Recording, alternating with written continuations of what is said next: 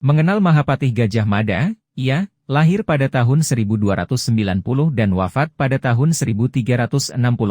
Dikenal juga dengan nama lain Jirnodara, dia adalah seorang panglima perang dan patih yang sangat berpengaruh pada zaman kerajaan Majapahit. Menurut berbagai sumber puisi, kitab, dan prasasti dari zaman Jawa kuno, ia memulai karirnya tahun 1313, dan semakin menanjak setelah peristiwa pemberontakan Rakuti pada masa pemerintahan Sri Jayanagara, yang mengangkatnya sebagai patih.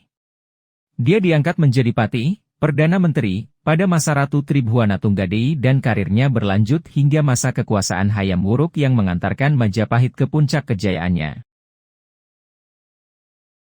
Gajah Mada terkenal dengan sumpahnya, yaitu Sumpah Palapa, yang tercatat di dalam Pararaton. Ia menyatakan tidak akan istirahat atau menikmati kesenangan sebelum berhasil menyatukan Nusantara. Meskipun ia adalah salah satu tokoh sentral saat itu, sangat sedikit catatan-catatan sejarah yang ditemukan mengenai dirinya. Wajah sesungguhnya dari tokoh Gajah Mada, saat ini masih kontroversial. Banyak masyarakat Indonesia masa sekarang yang menganggapnya sebagai pahlawan dan simbol nasionalisme Indonesia dan persatuan Nusantara. Penggambaran rupa Gajah Mada yang populer di media sebenarnya adalah imajinasi dari Muhammad Yamin, di bukunya yang berjudul Gajah Mada, Pahlawan Persatuan Nusantara, terbit pertama kali tahun 1945. Pada suatu hari di tahun 1940-an, Yamin mengunjungi Trowulan untuk melihat lokasi bekas kerajaan Majapahit. Ia menemukan pecahan terakota, salah satunya celengan berupa wajah seorang pria berwajah gempal dan berambut ikal. Berdasar bentuk muka wajah celengan itu, Yamin menafsirkan seperti itulah wajah Gajah Mada sang pemersatu Nusantara. Yamin kemudian meminta seniman Heng Ngantung membuat lukisan seperti terakota tersebut. Ada pula gambaran lain soal sosok Gajah Mada, berbeda dari yang diilustrasikan M. Yamin, yakni hasil penelitian arkeolog Universitas Indonesia Agus Aris Munandar.